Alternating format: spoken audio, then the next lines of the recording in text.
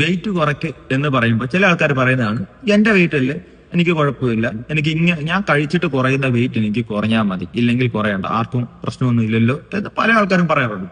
നിങ്ങളൊരു കാര്യം മനസ്സിലാക്കി, നിങ്ങളുടെ വെയിറ്റ് കുറച്ചുകൊണ്ട് എനിക്കോ ഇല്ലെങ്കിൽ വേറൊരു ട്രെയിനറിനോ യാതൊരു തരത്തിലുള്ള പ്രശ്നമില്ല. നിങ്ങൾ കുറയ്ക്കായിരിക്കും, നമ്മുടെ ഒരു ഇതാണ് നിങ്ങൾക്ക് പറഞ്ഞു തരാവുന്നത്. അത് നിങ്ങൾ മനസ്സിലാക്കുക. ഇപ്പം നിങ്ങൾക്ക് കുഴപ്പം കാണത്തില്ല, പക്ഷേ നിങ്ങൾ പോകുന്ന വഴിയിൽ ഒന്ന് മറിഞ്ഞു വീണു ഇല്ലെങ്കിൽ തല ഇറങ്ങി വീണു, നിങ്ങളെ എടുത്ത് പൊക്കണമെങ്കിൽ ഒരു 4 പേര് വേണ്ടി വരും. ഇല്ല, നിങ്ങൾ എന്തെങ്കിലും ഒരു കാരണത്താൽ ഹോസ്പിറ്റലിൽ അഡ്മിറ്റായി, നിങ്ങളെ ഒന്ന് ബാത്റൂമിൽ കൊണ്ടുപോകണം, നിങ്ങളെ ഒന്ന് പൊക്കി ഒന്ന് ചാരി ഇരുത്തണം, അതിനൊക്കെ ബാക്കിയുള്ളവർക്ക് ബുദ്ധിമുട്ടാകും. അന്ന് നിങ്ങൾ ഒരിക്കലും റിഗ്രറ്റ് ചെയ്യാൻ പാടില്ല എന്റെ വെയിറ്റ് കാരണം വേറെയുള്ള ബുദ്ധിമുട്ടുണ്ടെന്ന്. അതുകൊണ്ട് നിങ്ങൾക്ക് വെയിറ്റ് ഒരിക്കലും നല്ലൊരു കാര്യമല്ല. ഓവർ വെയിറ്റ് ആയിട്ട് കിടക്കുന്നത് നമ്മളൊരു ടൈം ബോംബ് കൊണ്ട് നടക്കുന്നവരാണ്.